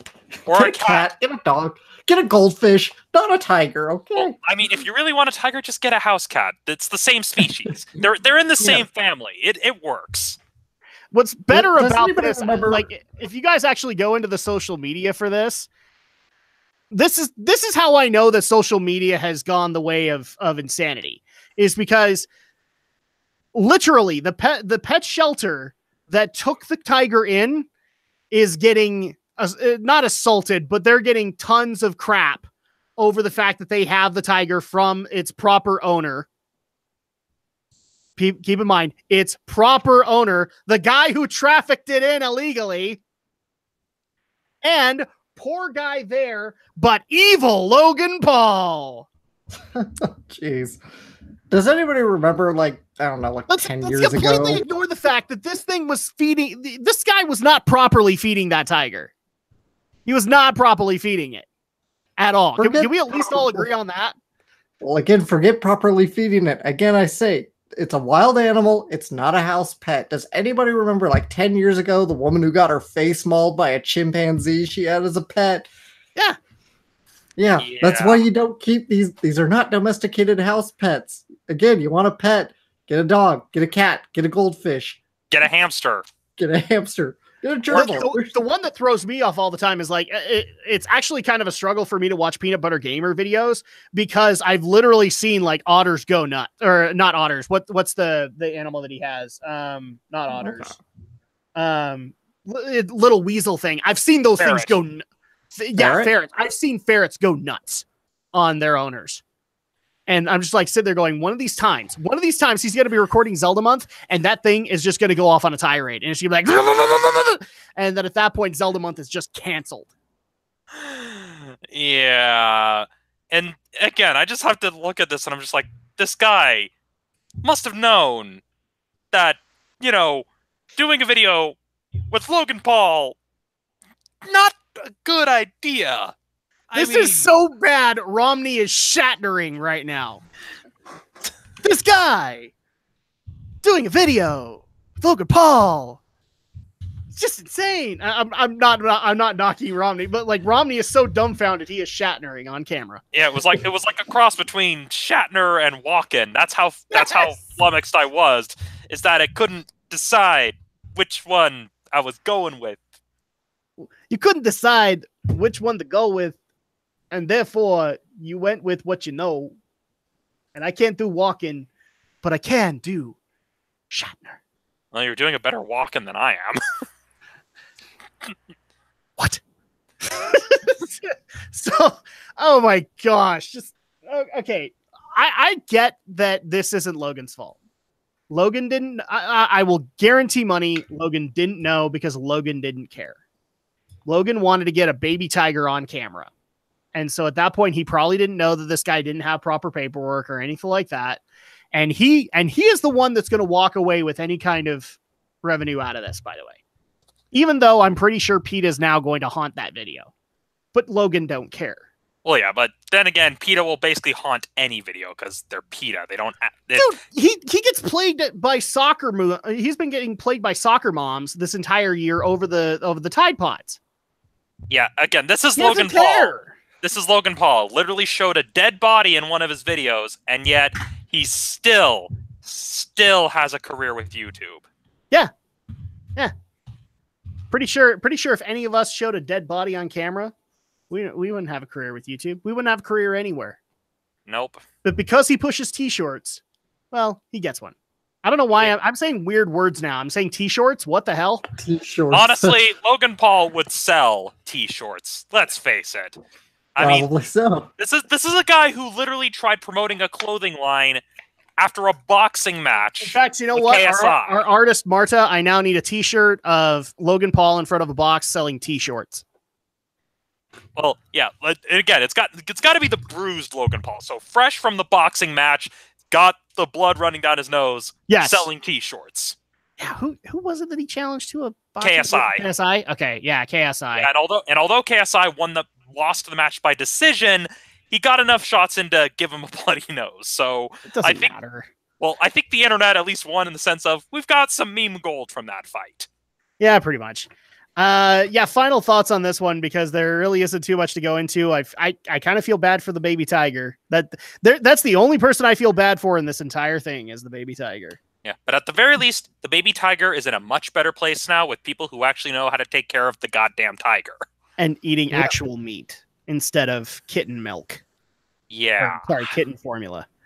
Guys, it's a zoo it's a zoo tiger. It's a vicious killer. Yeah, you may see it like, oh yeah, it's like. Have we not watched The Crocodile Hunter? You take out chicken carcasses and feed them to it. Yeah. And it's just like, I mean, there's the woman mauled by the chimpanzee. It's basically just no. Like Alex has said repeatedly, if you want a cat, if you want a pet, get a dog, get a cat. Get a tabby. I mean, or if you really want an exotic pet that you can actually take care of, get a cockatoo. A snake. I want people to get snakes now. No, the other thing I also want to point out is the picture that we actually have from this article from the Daily News. If you look at that tiger, it actually looks fairly nourished. That's the strange part about this whole thing, because really, if he was only feeding that thing kitten formula, like this should have been a recreation of the Futurama joke of the hippies trying to feed a lion consistent diet of tofu. Yeah. And that lion looking everybody in the eye and going, the sad part is there are people who legitimately believe that that's something you can actually do with, carnivores. No. Yeah.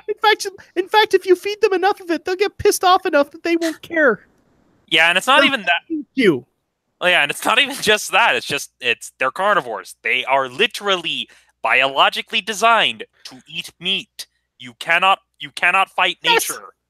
And literally, this is a whole subset of people on the internet trying to raise cats vegan.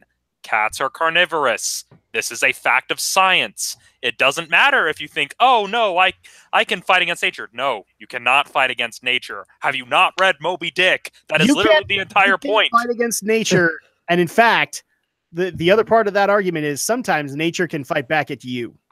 Yeah, it's usually nature fights back. Well, yeah, exactly. It's very much a case in the battle of man versus nature. Nature usually wins in the end.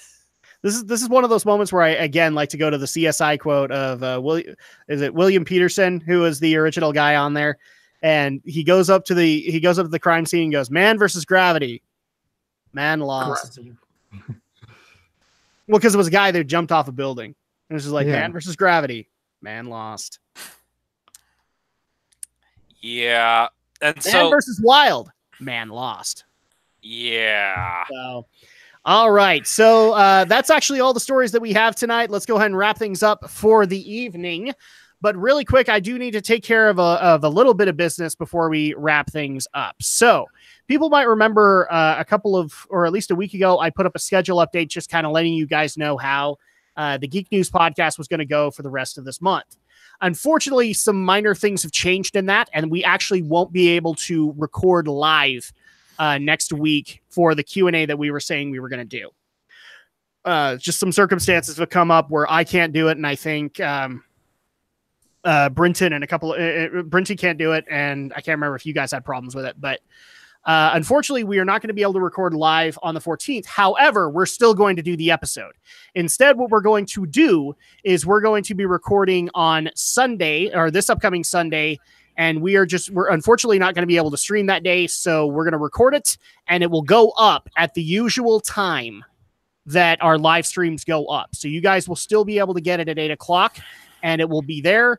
And if you guys want to submit your questions for this Q&A, the best place to be able to do so is at our email address, geekyweek@gmail.com, as well as reaching out to the podcast on Twitter at geekynro, and leave your questions there, and we will go over as many as we possibly can. But that's just the quickest update that we have. Unfortunately, we just can't make that work. So at that point, you're still going to get your podcast, but it's going to be pre-recorded, and it'll go out that day at the exact same time. So you guys have my word on that. With that being said, though, let's go ahead and wrap things up for the evening. If people want to be able to reach out to us to be able to ask additional questions on the stuff we talked about or check out the content that we provide, Alex the Shadow Blazer, how do they do that with you? Find me on YouTube. Shadow Blazer 3000 is my channel, and I do anime-related content, and I am doing 12 days of anime this year. So look forward to that. I'm excited.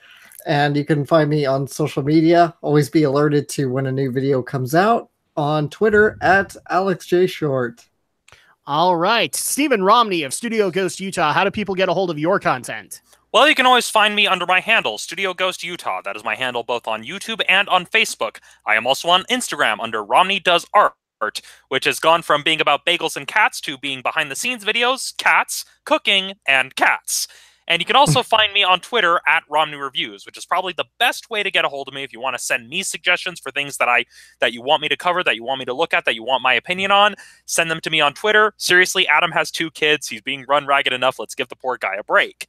And as for this week's Ronnie's recommendation, I'm going to recommend a movie that I saw this week that I thoroughly enjoyed and was my brief respite from the utter hell that is shopping malls during the Christmas season, which is why I'm already sick of Christmas music. And that movie is Creed 2. Now, if any of you who have followed my YouTube channel know, I absolutely enjoyed the previous film, which is, for those of you who don't know, it is the sequel to the Rocky series, following Adonis Creed, the son of Apollo Creed. And Creed 2 picks up where the previous film left off, as Adonis Creed, reprised by Michael B. Jordan, comes face-to-face against the son of Ivan Drago, the boxer who killed his father during the events of Rocky 4. I've actually been making my way through the Rocky movie so that I can see Creed. Well, yeah, and I've thoroughly enjoyed this film. It's very much like the previous film, where it is like a new version of Rocky for the modern age, and the arc that Adonis goes through is very engaging, very heartfelt, and it actually takes it basically takes the elements of Rocky 4 that worked and actually does it in a way that takes it seriously, where you basically take the idea of this superhuman Russian boxer who's now on a quest for revenge against Rocky Balboa for basically defeating him in his home country. And it leads to this very interesting dynamic. The choreography is top-notch. The production is top-notch. I highly recommend it. If you're a fan of the Rocky films, if you enjoyed the previous one like I did, I highly recommend it. So that's this week's Romney's recommendation, is Creed 2. All right. And so the other thing that I also want to point out for me and Romney is that another thing that's going to be happening this weekend is I'm actually going to be setting up for the next Gaming with the Geeks, which will actually feature myself and Stephen Romney. But we're going to need you guys' help to help us figure out what game we're actually going to be doing for Gaming with the Geeks. So you guys can look forward to that poll coming very soon. We already have 4 suggestions for you guys right off the bat. I'm just going to go ahead and let you guys know what they are, right? Or actually, no, it's 3, isn't it? So the first one that we have is Shadow of Destiny, which is a PS2 point and click adventure. So you guys can see us take that on. We also have Silent Hill Shattered Memories, so that Romney can literally psychoanalyze Drac. That's going to be so much fun. Or you can have the original Silent Hill, where Romney attempts to scare the poop out of Drac. Whichever one you want on that one, but that's going to be going up on the Geeky NRO Twitter as a poll tonight or tomorrow. So you guys need to vote on that so we can get that going. If you guys want to be able to reach out to me directly, you can follow me on Twitter at Drac2326, and you can also follow my YouTube channel under the you can follow the Facebook page for my YouTube channel, which is for facebook.com/DracLP. And you could also, and there is probably the best way to be able to reach me, be able to send me your videos, be able to send me your feedback on the stories that we did cover. If you want to be able to get a hold of and support the podcast directly, the best way to be able to do so is support us via the RSS feed. So you can do that one of 3 ways. First of all, you can look up the Geek News, Reviews, and Opinions podcast or the GNRO podcast on iTunes or Google Play for Android users. Or you can go to our direct RSS feed, which is geekyweek.podomatic.com. And that's where all the episodes are, so you guys can be able to enjoy that. You can also support the podcast via social media under the exact same tagline for both Facebook and Twitter, which is GeekyNRO.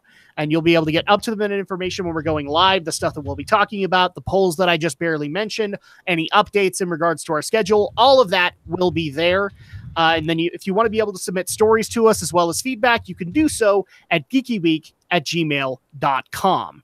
And that's going to go ahead and do it for us this evening. We thank you guys so much for your continued love, support, and patience with the podcast. It's been a very rigorous year, and we really do appreciate you guys kind of sticking with us during the best times, the worst times, and everything in between. We really do appreciate it, not just from an individual effort, but also from an effort as doing the podcast ourselves. This has been a long road for a lot of us, and we appreciate any support you guys have given. And until then, so like I said, you guys will be able to get the episode, and it will be next week, so you guys will see us then. But for me, for Alex, and for Romney, first of all, we want to wish you guys a happy holidays, and we will see you guys next week and next year for more geek news, reviews, and opinions.